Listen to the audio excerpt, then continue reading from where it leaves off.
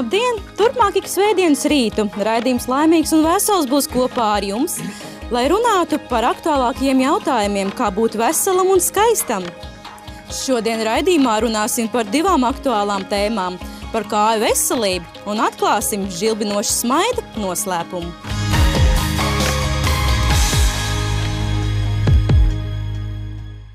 Sākotnēji vēršos pie jums, skatītāji, ar jautājumu. Paplašināts kāju vēnis var izārstēt tikai ar zāļu palīdzību? Jā, atbilde ir zaļā krāsa šablona lapiņa. Nē, sarkanā. Jūsu atbildes. Bet kā ir patiesībā? Uzzināsim šīs dienas sarunas gaitā. Aicinam studijā mūsu ekspertus, Baltijas vēnu klīnikas certificētos ķirurgus, flebologus, doktori Intu Udri un Pēteri Gerkes kungu. Lūgti studijā. Labdien. Labdien.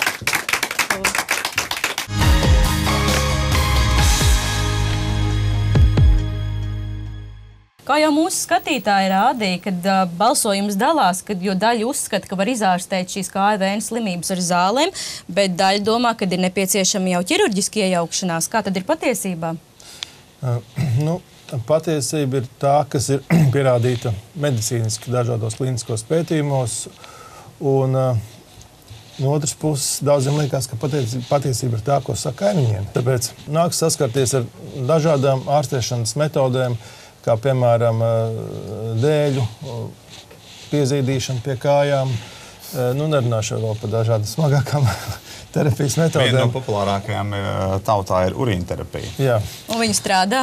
Izņemot to, ka jūs dabonat iekaisumu ādā, nē. Kas ir tie simptomi un kā saprast, kad ir jāiet pie ārsta? Sākumā jau tie simptomi nemaz tādi nopietni nav. Uz vakaru paliek smagas kājas, diskomforts, ir tāds nemierīgs, gribas augstāk viņas pacelt. Tas ir raksturīgs pārsvarā sēdošu vai ilgstoši stāvošu darba darītājiem. Varbūt nieze, gribās kasīt apakštilbus, parādās mazi izsitumiņi, varbūt mazas kapilāra vēniņas. Sākuma stadija varbūt tā, ka parādās tikai kāju tūska, varbūt kaut kādi nelieli sīki kapilāriņi, kā tautsā saka, zirneklīši uz kājām. Tad tiešām parādās ar laiku jau palielināt vēnu mēzgli. Pēc tam, ja tas saulēcīgi netiek ārstēts, āda apakštilbos parasti iekšējā virsmā kļūst pigmentēta, paliek tumšāki plankumi, attīstās tā saucamā ādas lipodistrofija, viņa kļūst tāda cieta, blīva, spīdīga. Un pasliktinoties visiem šiem audu barošanas procesam, arī izveidojas trofisks čuls, kas ir vissmagākā stadija. Vai Latvijā mēs cilvēki esam izglītoti un saulēcīgi vēršamies pēc palīdzības pie ārstiem? Es domāju, ka 4/5 no visiem iedzīvotājiem galīgi neinformēti par šo te problēmu un arī par to, ka čūlas arī var izārstēt. Un nav 20 gadus jātina lupatiņas virsū, un jālaista kaut kāds ūdentiņš un jācenšas ar to arī sadzīvot. Kas slimo biežāk ar šo slimību? Sievietes, jaunas vai gados? Tā ir vecuma slimība, vai tā var skart tik vienu no mums? Šī slimība, diemžēl, var skart tik vienu no mums, bet, protams, palielinoties cilvēku vecumam, arī palielinās iespēju saslimt ar kronisku vēju saslimšanu. Un, protams, ka gados vecākiem cilvēkiem šo patoloģiju konstatē biežāk. Bet riska grupā vairāk, diemžēl, ir sievietes un cilvēki, kuri strādā darbu, kas ir saistīts ar ilgstošu stāvēšanu vai sēdēšanu vai atrašanos lielā karstumā. Kāds tad ir tas rīcības plāns, kad cilvēks ir secinājis, ka viņam ir šī problēma, viņš ir atnācis pie jums, tad ko jūs darat ar šo cilvēku, kad uzņemat pie sevis kabinetā? No sākuma, protams, mēs izrunājam viņa problēmas, viņa sūdzības, painteresējamies, vai viņam rados nav kādām problēmas, respektīvi ievācam informāciju par viņu. Un tālāk jau, protams, notiek diagnostika, visā pasaulē, zelta standarts, tā ir ultrasonogrāfija kāju vēnām. Lai mēs tad saprastu, kas tad ir sonogrāfija kājām, paskatīsimies uz vietas studijā, kā tad pie mums Latvijā notiek kāju vēnu diagnosticēšana, vai viņas ir veselas vai slimas. Lūdzu!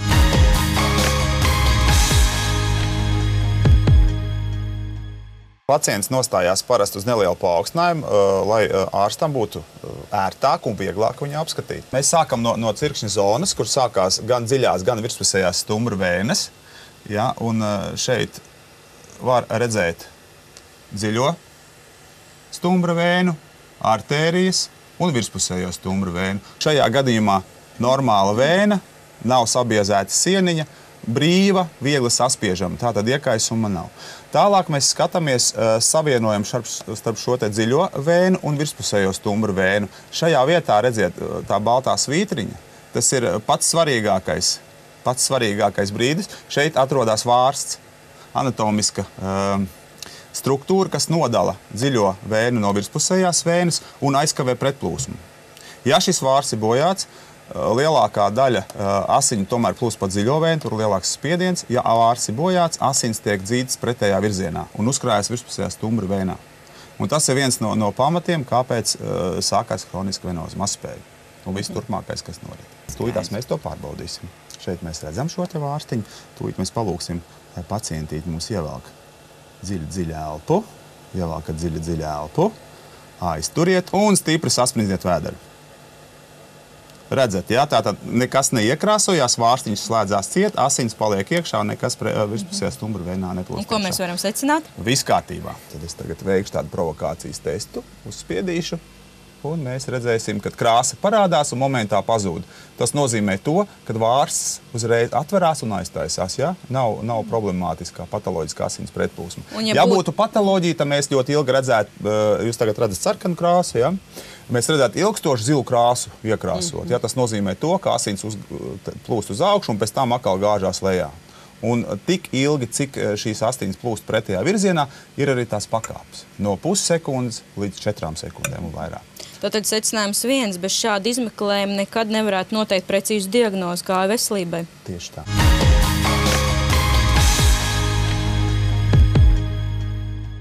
Vai tā ir vienīgā diagnostikas metode kāju vēnu problēmām?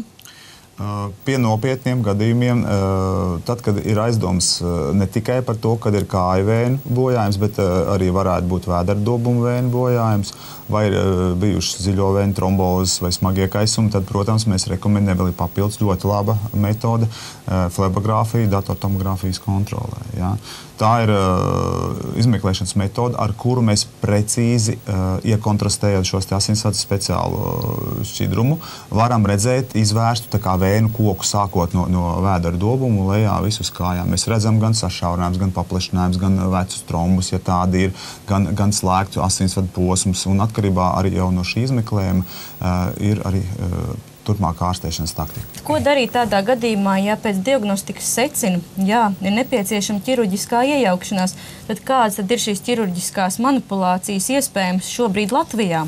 2002. gadā, pirms 10 gadiem, tas ir tikai 4 gadus pēc tam, kā tas notika pasaulē, Veselības centrā 4, mēs veicām pirmo vēnu lāzera operāciju Baltijā. Pievienojuši arī citas ārstēšanas metodas. 2008. gadā sākām veikt jaunās paudzes endovenozās vēnu radiofrekvences operācijas.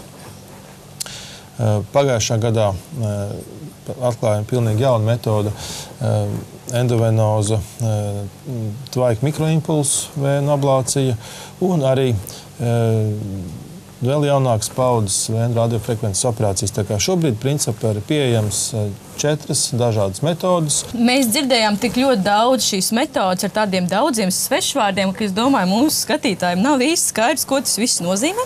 Tāpēc mēs visi palūkosimies, kādi tad ir operāciju veidi un kā tas izskatās dzīvē. Skatāmies!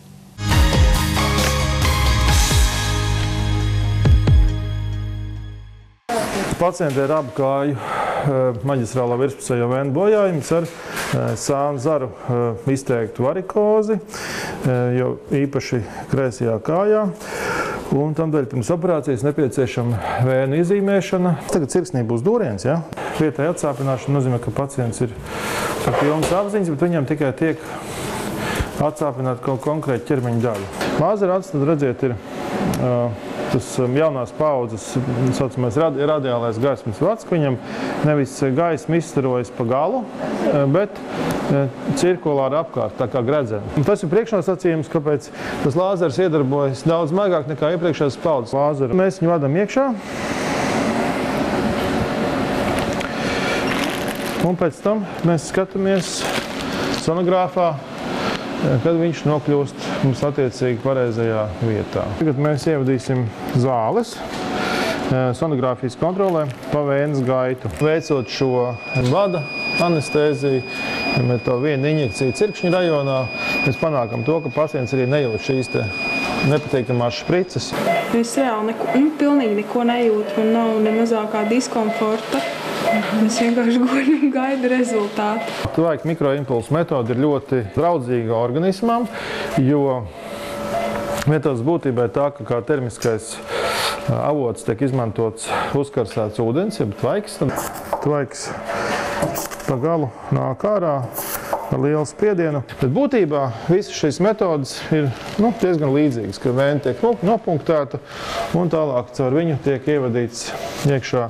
Vienā gadījumā jūs redzējāt lāzera vats, tagad tas būs tvaika katetrs. Šis ir pats jaunākais radiofrekvences modelis, kas tagad ir pasaulē pieejams. Ja?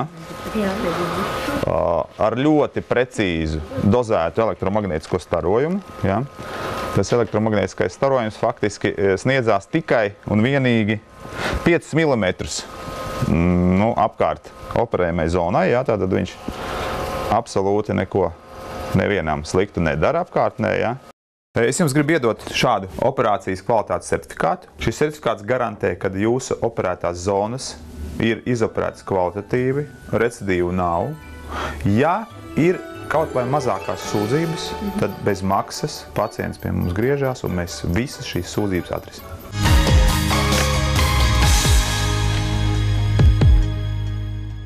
Es domāju, ka ir pienācis mirklis paklausīties mūsu skatītājos, kādi jums ir jautājumi mūsu dakteriem. Noklausoties profesionālu dakteru teikto, mani kā, es domāju, ka nākamo pacientu gaidiet ciemos, bet man interesē, tā kā es vēl esmu strādājošā, pēc operācijas kādu laiku, cik man būs jākavē ilgi darbiņš. Operācija notiek lokālā anestēzijā, kā mans kolēģis minēja, trauma ir minimāla. Uzreiz pēc operācijas pacients ģērbjās var iet mājās.